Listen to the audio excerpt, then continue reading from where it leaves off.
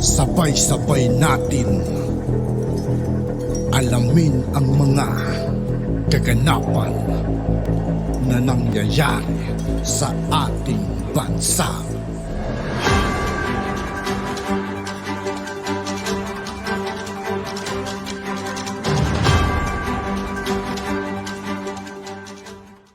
Yo, what's up mga kaibigan? This is I2K po again.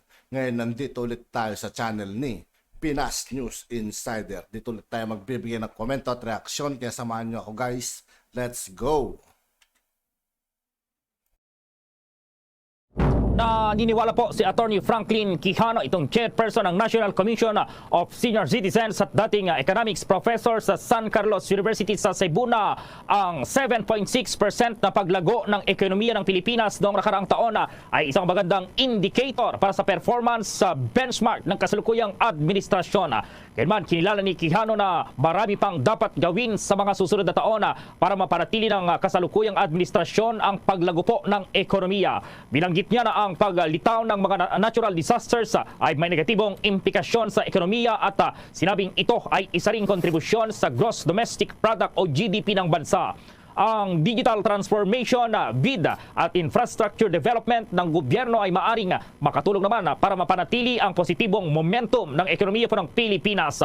Iminungkahi din niya ang paggamit ng wastong pangangasiwa ng likas na yaman upang makamit ng Administrasyong Marcos ang agenda nitong pang-ekonomiya. Samantala, sinabi rin po ni Assistant National Statistician na si Vivian Ilarina na ang Philippine Statistics Authority o PSA ay kasalukuyang gumagawa ng mga satellite account upang payagan ang pamahalaan na makita itong stock ng mga likas na yaman sa bansa, kabilang na itong mga mineral, enerhiya at tubig.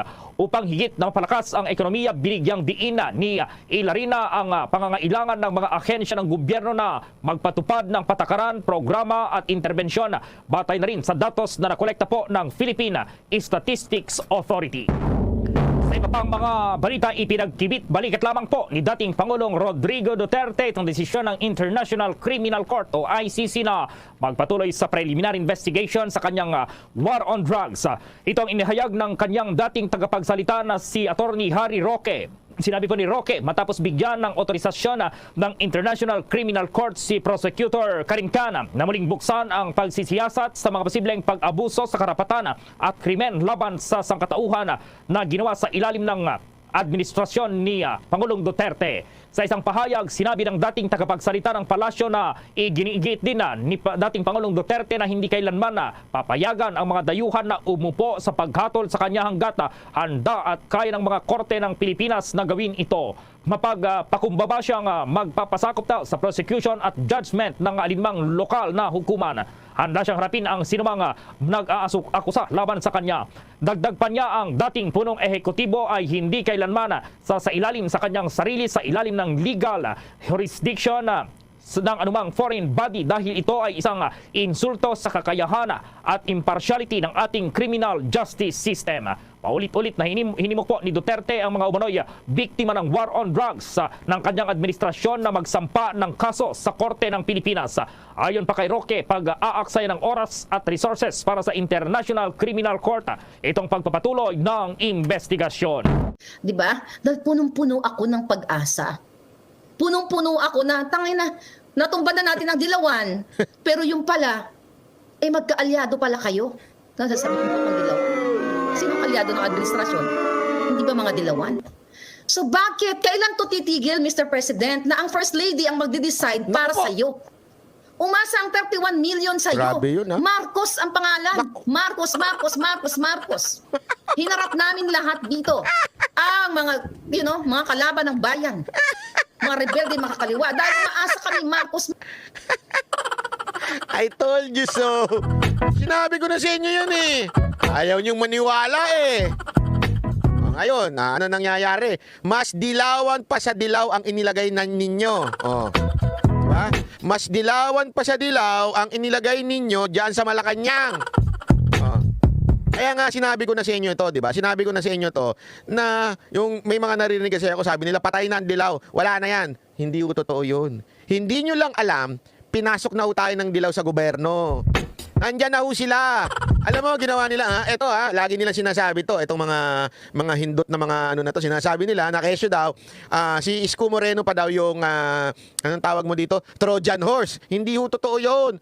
Ang tunay na Trojan horse, yung talagang kasama ninyo at talagang ngayon nasa loob na, nanunungkulan na yung mga dilawan sa loob, yung mga bataan ni Marojas nandiyan na sa loob, nandiyan, yan ang talagang mga tunay na Trojan horse. Dinadamay nyo pa si Isko kita nyo nga si Isko, enjoy na enjoy sa kanyang talk show. Successful nga yung talk show niya wala siya sa gobyerno. Ngayon, sino ngayon ang namumuno dyan? Sino ngayon ang mga nakapwesto? Puro mga kamag-anak. Puro mga dilawan. Di ba? Kasi matagal lang sinasabi sa inyo yan ng mga banateros. Yung nagsasabing hindi, Marcos, alam mo, ito feeling ko nga, sinadyang binudol lang talaga kayo. Talagang binudol lang kayo na kunwari may awayang Marcos Aquino, may awayang Marcos Dilawan. Wala. Sus. Nabudol kayo. Wala namang awayan nagpakaawa-awa lang si Marcos noon. Nagpakapiling kawawa. Sige, apihin nyo kami. Inapi sila ng inapi ng mga dilawan. Apin nyo kami. Tingnan nyo. Nung inapi sila, ibinoto sila ng taong bayan. Mantakin mo kung talagang inapi sila, bakit nila inilagay sa mga pwesto itong mga dilawan? Halimbawa na nga lang niya si Katapang di ba? Kaibigan, bataan ni Pinoy. Bakit nyo inilagay yan dyan? Di ba doon pala, akala ko ba inapi kayo? Inapi ang mga Marcos na mga dilawan? Hindi. It's all acting. It's all politics. Sa madaling salita, binudol kayo. Kayong mga, ewan ko ba kung matatawag ko sa inyo, mga galibol na mga utu-utong loyalista. Binudol kayo at sinabing, kawawa, idapi kami ng dilaw. Pero ngayon, puro dilaw na ang nakaupo. Nabudol kayo, di ba? May panahon pa. May panahon pa para magising. Maaga pa. Lapit na mag 2 years. Sorry naman. Wala ko sinabing ganun. Wala pa 2 years yun. Kasi lagi na sinasabi, 1 year, di ba? Wala pa 2 years. Wala pa 2 years, may panahon pa kayo magbago. May panahon pa kayo magbago. Wag na kayong pahuhuli. Kasi baka mamaya, bandang huli na kayo magbago. Wala na, hindi na kayo kasali. Saling pusa na lang kayo. Ako, naniniwala naman ako. Among all the loyalists, okay? I truly believe in my heart. Even if hindi ko gusto yung mga sinasabi nito. Pero among all the loyalists, si Maharlika ang pinakikinggan noon. Kasi siya naman talaga yung una-unahan nyo, sila Sangkay. Wala yun. Yung sila Coach Jared, hindi naman mga loyalista yun noong una Mga theories yun Ito talaga noon. Even nung panahon ni PRRD, loyalista na to. Kaya talagang ito ang pinaka-may hatak noong panahon na to. Actually, siya nga at saka si Mr. Rio noon Lin Miyamoto, maraming salamat. Thank you very much. Uy, pang-ichiran yan Thank you very much. With extra egg and seaweeds. Madam Lin, maraming salamat po. Di ba? Ngayon, you owe it to the people, Maharlika. Bumawi ka. Kasi ipinahamak mo yung ibang mga kababayan natin at dahil sa mga vlog mo nabudol tuloy. Pero kung ang katulad ni Prof. Clarita Carlos, na ginawa lang niya yung trabaho niya, na kahit na nagdalawang isip siya, mga palangga, mga kababayan, nagdalawang isip siya na i-report sa kanyang yung Intel report, ibigay sa presidente na itong issue sa food security, particularly dito sa sibuyas na to, gusto niya lang kasing maging transparent, na i-mention doon kung sino ang mga hoarders, sino ang mga players, di ba? So, wala I mean, ganun ba sa gobyerno, pag gumawa ka ng tama, ay tatanggalin ka. Naku po, pang ilan na yan? Hindi nalalaban yung posisyon ni Prof. Clarita Carlos. Pang ilan na yan, Maharlika? Diba? From Attorney Trixie, Rodriguez, si Benny Antiporda. Pang ilan na yan? Hindi pa ba kayo nadala? Okay?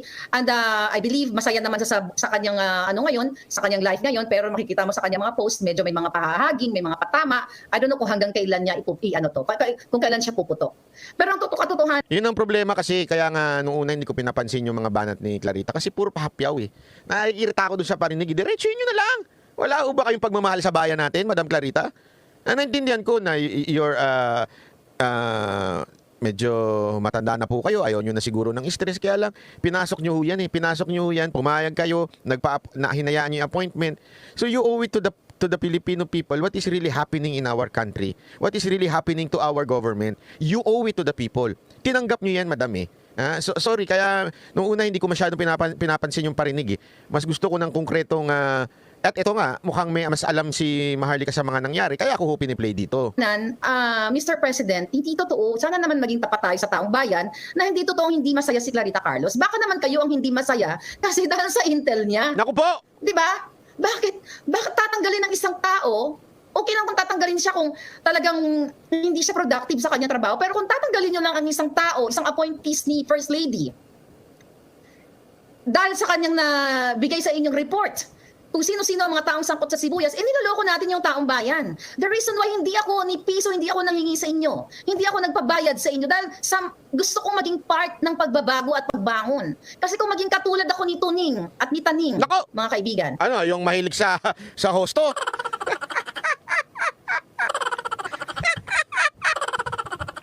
Naubos ang pera. Kaya 7-Eleven na lang kumakain. Panay hosto kasi sa Japan. Ang mahal naman kasi ng hostuhan dyan sa Japan eh. Lalo na yung mga hapon dyan. Yung mga alam mo dyan, huwag ko kayo magagalit ang mga Japanese ha. Yung mga hosto dyan sa Japan, pag mas mukhang babae yung lalaki, yun ang mas gwapo. Kasi napakarami dyan sa Kabukitsu. Konti na nga lang, baka umabot na lang ng mga 1 o 2 linggo. Baka paminta na rin ako eh. Sa gagwapo ng mga husto dyan. Tama-tama pa naman, sa gabi pa naman, tulog na ho ang mga mokagis, bumababa ako para kumain ng street food. Actually, eto sasabihin ko, atin-atin lang naman to ha. Huwag nyo sasabihin sa mokagis ha. Hindi naman talaga ako kumakain ng street food. Tinitingnan ko lang yung mga hosto kasi ang cute nila. Kaya naman no wonder na ubus ang pera ni 7-Eleven eh. na lumalamon sa ngalan ng pagtitira o kasinungalingan, wala talagang babangon ng Pilipinas. Balikan natin. Kaya yun, hindi natin. Kaya pinag-initan si Rodriguez. Dahil doon sa issue ng conflict of interest, chuchuchuchong ganyan. Pero ito yung nasa Intel kamag-anak ng First Lady, yung mga sangkot. Nako! Kamag-anak. Kamag-anak! O, di ba? Initial lang ang binigay ko sa inyo. Ba't ito, kamag-anak? So, sino ang babang? Sino ang pinagluloko natin? At bakit? Ito, tanong ko lang. Bakit ang First Lady ang nagbibigay, may hawak ng pera? Ito na, todo na natin to. Naku, todo mo na! Isagad mo na! Ayoko magpatumpik-tumpik pa. Isang beses na tayo mabuhay para sa katotohanan. Bakit siyang may hawak ng pera para magbigay ng mga allowance? Ito yung nakarating sa atin, mga palangga. Ano? Si Ma'am Shia may hawak ng pera? Allowance? Grabe. Di maganda yun ha. Allowance nino yan? Ng mga patay gutom nilang vlogger? Grabe ka naman Maharlika ha. Grabe. Si Ma'am Shia daw. Di maganda yung mga paratang mo Maharlika. Grabe yung mga paratang ni Maharlika mga kaibigan, ano? Yun ang grabe. At yun nga po mga kaibigan, dito po nagtatapos ang ating reaction video. Muli, ako po si I2K ng Sundalo ng Dunggalo. Maraming salamat sa patuloy na pagsuporta. Yeah, peace out.